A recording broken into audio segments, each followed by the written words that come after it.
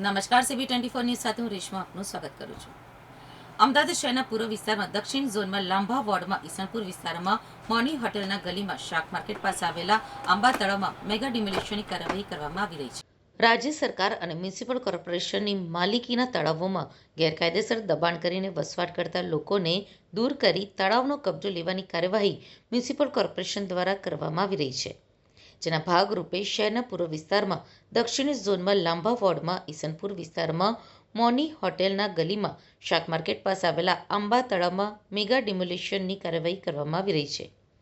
તળાવમાં રહેલા આશરે 160થી વધારે ગેરકાયદેસર બાંધકામોને ચુસ્ત પોલીસ બંદોબસ્ત વચ્ચે તોડી પાડવાની શરૂઆત કરાઈ છે. મ્યુનિસિપલ કોર્પોરેશન દ્વારા જે નાગરિકો પાસે વસવાટ કરતા હોવા અંગેના પુરાવા હશે તેના આધારે ફોર્મ ભરાવીને વૈકલ્પિક વ્યવસ્થા કરવામાં આવશે.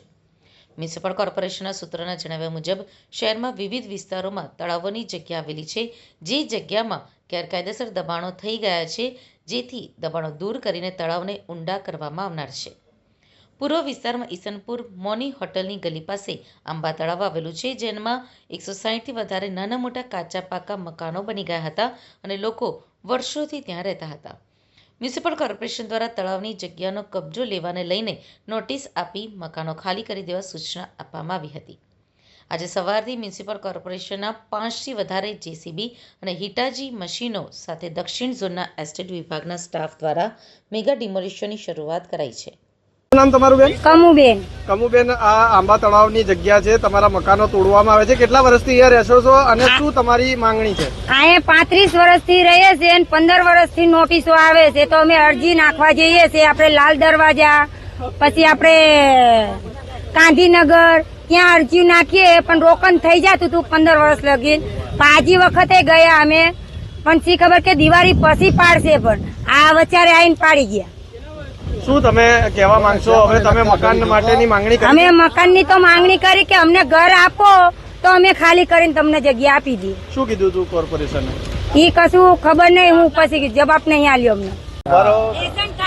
શું નામ તમારું? રમેશભાઈ. રમેશભાઈ, આ જગ્યા ઉપર કેટલા વર્ષથી રહો છો અને આજે મકાનો તોડવામાં આવ્યા છે, તમારી શું માંગણી?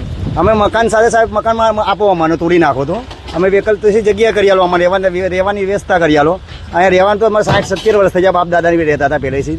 હવે અમે રહીએ બરાબર. અમારી પાસે ડોક્યુમેન્ટ બધું સાહેબ, આધાર કાર્ડ છે, ચૂંટણી કાર્ડ છે, રેશન કાર્ડ છે, પાન કાર્ડ છે, છોકરાની જન્મ તારીખ અહીંયાની છે. કોર્પોરેશને એવું કીધું છે કે જે લોકો અહીંયા વર્ષોથી રહેતા એના પુરાવા રજૂ કરશે તો એમને વૈકલ્પિક વ્યવસ્થા આપવામાં આવશે. હા સાહેબ, વ્યવસ્થા કરી નાખી છે, વ્યવસ્થા બધી અમે પુરાવા બધા આપશું જે માંગશે.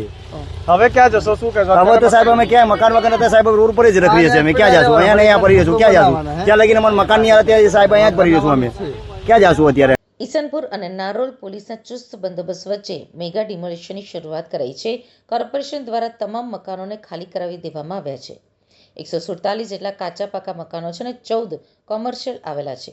કોર્પોરેશન દ્વારા આજે આ તમામ મકાનોને દૂર કરીને આશરે 26,000 ચોરસ મીટર જેટલી જગ્યાને મ્યુનિસિપલ કોર્પોરેશન દ્વારા ખાલી કરવામાં આવશે. મ્યુનિસિપલ કોર્પોરેશન દ્વારા સવારથી જ ચુસ્ત પોલીસ બંદોબસ્ત વચ્ચે કાચા પાકા ઝૂંપડાના મકાનો તોડી પાડવામાં આવ્યા છે.